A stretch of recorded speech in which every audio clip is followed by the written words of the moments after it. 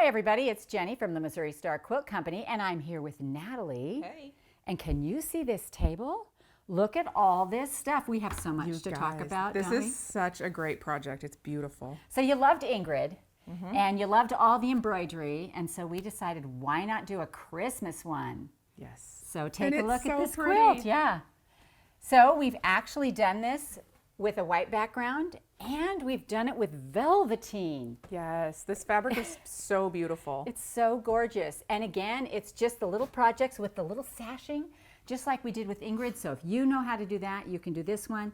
And if you want to take on learning some embroidery, all the stitches. Natalie has all the stitches. We have a little stitches. video for every single stitch. It's so good. But we want do. to talk about like the different fabrics. We do. So there are two kits available with this, and one is the velvetine with a red.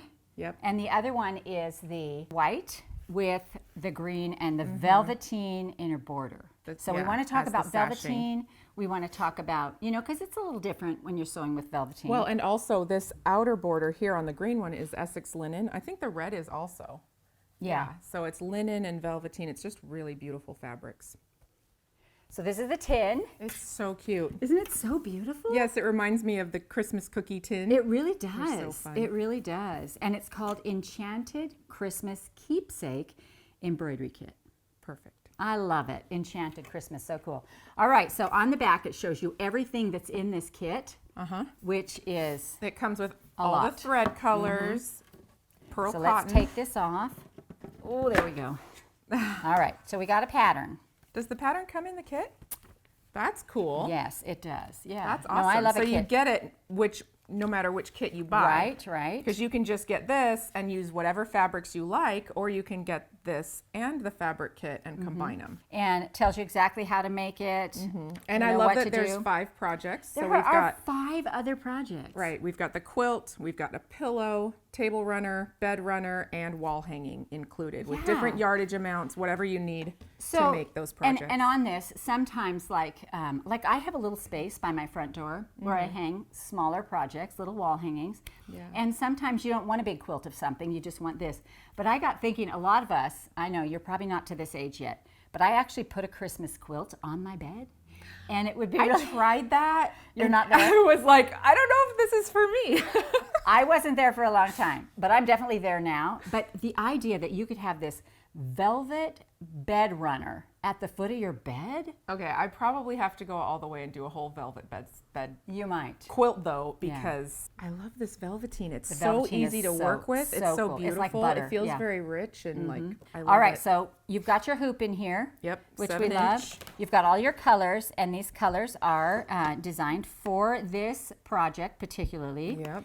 We've got, you guys have to look at this. Cutest little notion. This is the little kit that has the scissors and the needle got a minder and the cute- needles I love and that. the threader. I love the cardinal. It's so pretty. Oh, so merry and bright, it says. Isn't that the cutest thing with the little house? Now, the little house was the first thing. Cherry could hardly wait to embroider the little house. You know, It's she wanted to see what it's going to absolutely look darling. like. I It's love so it. cute. And I love how it tucks in and the words magically line up again, which is, you know. Details, just details. You also get all of your instruction cards with colors and stitches. Just like in Ingrid's. And That's this, you know, I'm still embroidering some Ingrid's things. So That's because you get started and you can't stop. And you're like, now I need to make 7 more of these. But I have loved having these right there. You know, it's like, and these, the little peel and stitch in here, let me get these out of here. So the little peel and stitch, you know, when you get these things, they have a number on them, and the number correlates with one of those. Thank goodness they match. They match. That'd be a And kit they flop. tell you the colors. Now with Ingrid's, I'm looking at them and I look at the colors and I'm like, I'm going to do what I want. I'm going to make this purple, you know, and so I do what I want. You Now, can do that the with other this thing, too. The other thing I want to tell you is that I printed out some Ingrid's on some old peel and stick that I had. Horrible. Oh gosh. Horrible. The Missouri You Star get peel and spoiled. stitch You get a little spoiled is with this. so this easy to stick sew and through. stitch. My needle was gummy.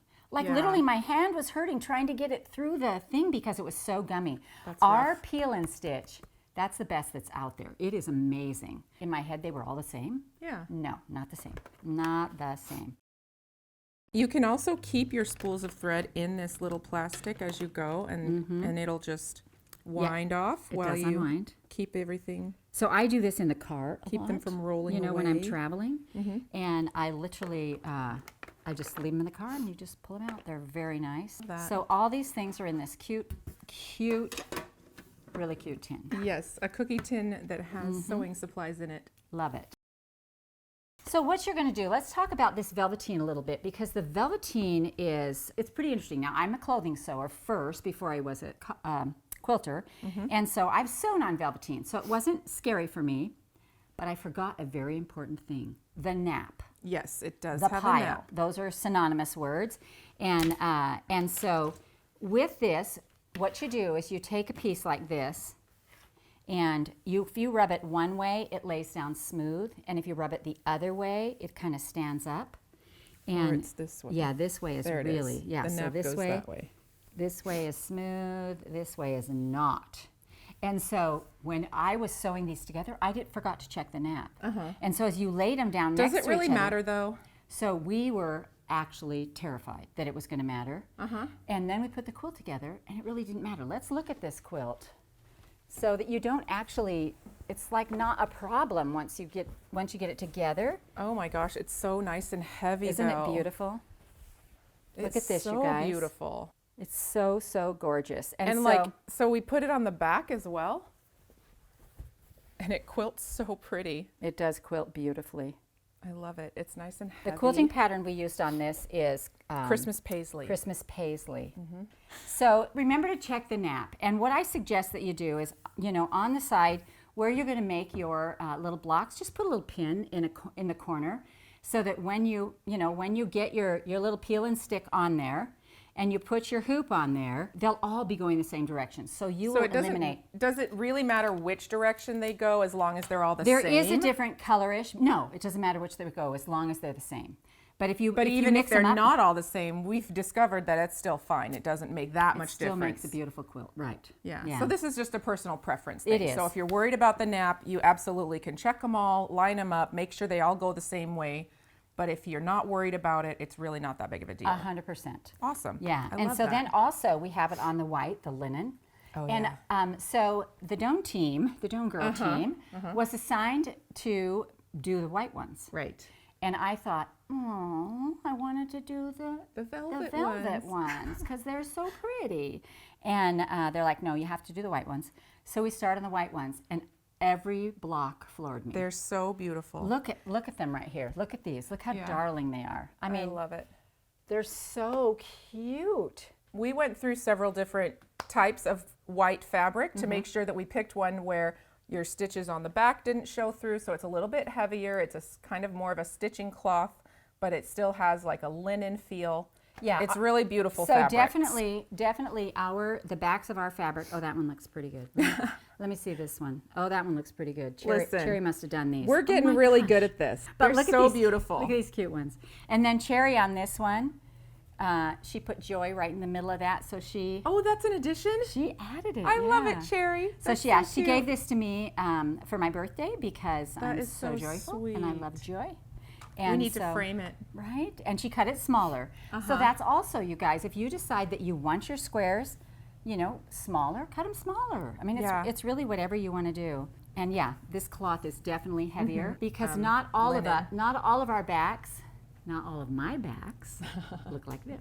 These stay 10 inches. So the other quilt, we cut them down a little bit and squared them up, but these actually stay 10 inches when you sew them together. They do, okay. And your little sashing that goes is 1.5, in between. or is it? It's 1.5. Okay. And again, if you feel uncomfortable sewing that skinny, cut them bigger. Do it. This is your quilt. You can change. You can do change whatever your you sizes. want to. You may need more fabric if you do that, but maybe you're going to make a table runner with wider sashing instead of a quilt. Well, and one of the things that I did on my quilt when I made it was on the Ingrid's one. It has 2.5-inch sashing. Oh, you added cornerstones. And I added cornerstones right here. Yeah. So right here, you really couldn't on this one.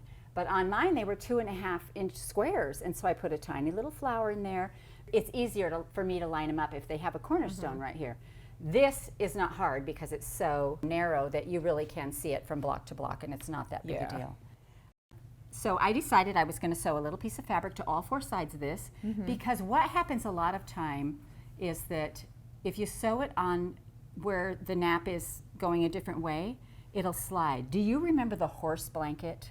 Oh gosh, yeah, that was a nightmare. In the very beginning of Missouri Star, somebody brought an old antique horse blanket for me to sew. It was horse hair, and it would slide off. No amount of pins could keep it on there. So I wanted to know if we'd have this same problem. So as I'm sewing around, this one went on great, this one went on great, this one went on great, and this one slid a little bit. Yeah, so It slid a little bit. The fabric underneath just like slides over. It just depends on the nap, and it just slid a little bit. So what I would suggest is that you have a walking foot with your machine. Maybe you could use a walking foot with it. It's rare for me to use a walking foot because I just don't take the time. I would suggest this. It'll make sewing a lot easier. It'll make your sewing a lot easier because each fabric moves independently through the walking foot and it lines it up, but it's not just your feed dogs pulling the bottom. They're pulling the top and the bottom too at the same time. Yeah, so a walking foot essentially puts feed dogs on both sides, so it's feeding the fabric evenly. You can use clips. Yep. Clips to hold them together. You can pin this. I mean, velvetine is very forgiving as far as sewing, as far as needle holes or anything like that. It's very forgiving. They say. And for pressing? They say that it will crush the velvet. I ironed this. It does a little bit, so you can see it looks a little bit grayer, but I still think it's beautiful. So, I mean, I would just suggest pressing from the back. Yeah. Doesn't that work? We'll try it right now. Let's do it. Because this needs to be pressed. I'm pretty sure. I'm sure it's fine. I pressed all of mine from the back, and I think that they looked great. So yeah, and it still maintains its vibrant keeps color. it a little bit. But if you press from the front, you're fine too. Yeah. So I didn't find it to be a big deal, but also if you're worried about that. So what I would suggest is that you try it in a little small area or on a little piece.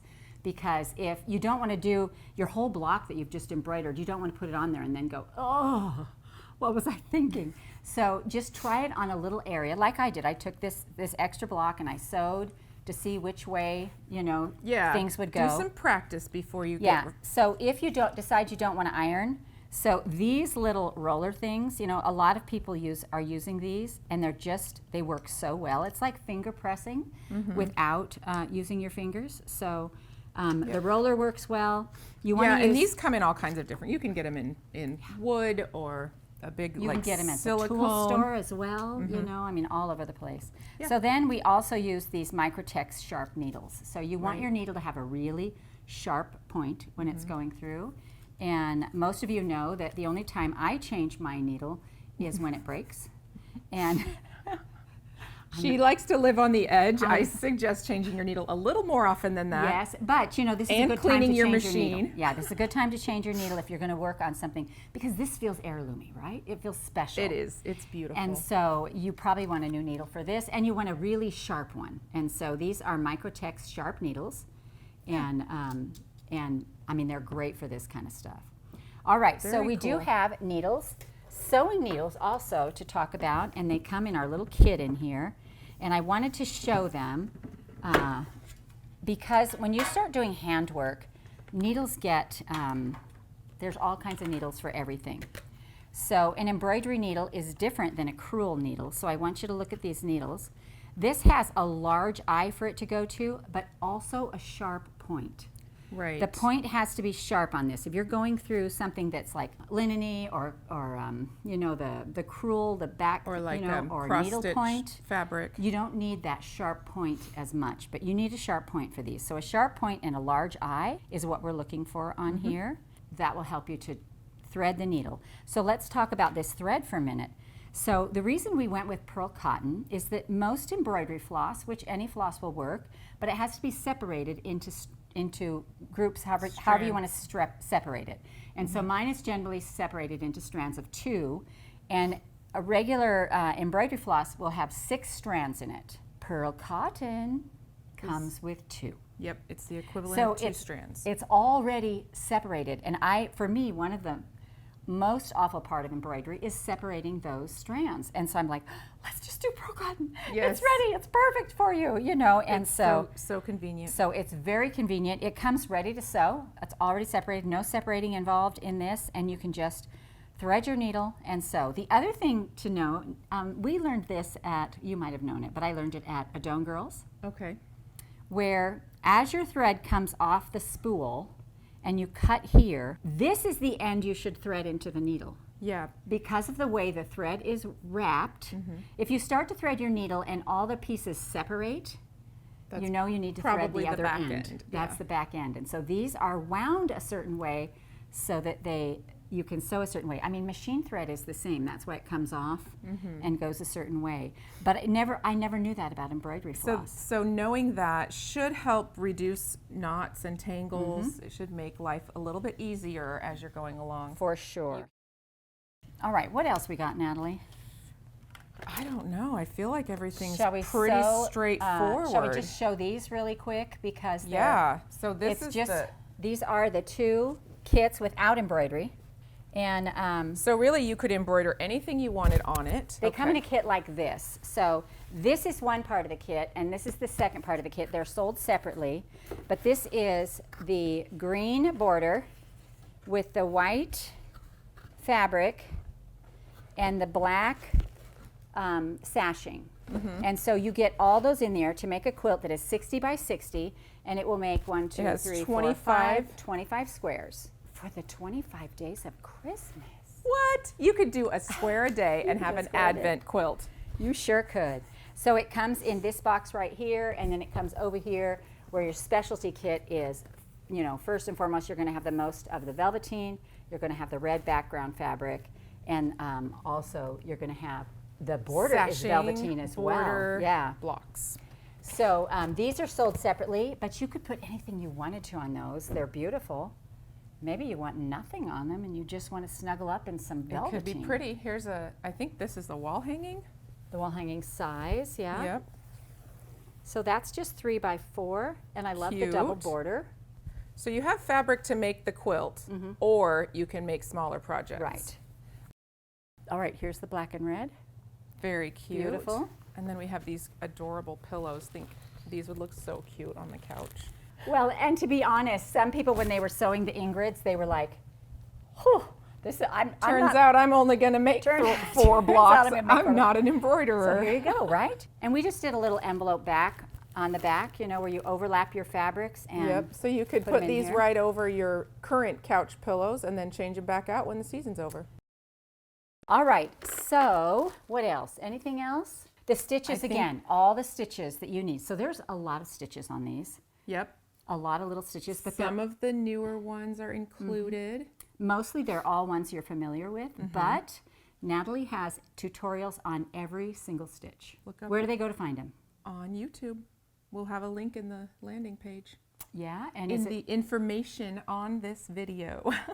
that, but so yeah, we'll get there. everything you need is there, and yeah, you can definitely find the link on this video to go to the embroidery stitches, and man, we just hope you love it as much Yeah. as we do. We're super excited about these new kits. They're so great. I'm super excited to make my own Enchanted Christmas keepsake quilt. It'll definitely be a keepsake for sure. Yeah. Something you can pass down for generations. I love it. And I think the velvetine is just beautiful, and the linen edition is Such great. a great, you know, add into Yeah. what we do already. It's just Yeah. awesome. So Yeah. hopefully this inspires you and gives you some creative ideas and some excitement about the Christmas season that's coming up. It's going to be great. And we hope you enjoyed this tutorial on the Enchanted Christmas Keepsake Quilt from the Missouri Star Quilt Company.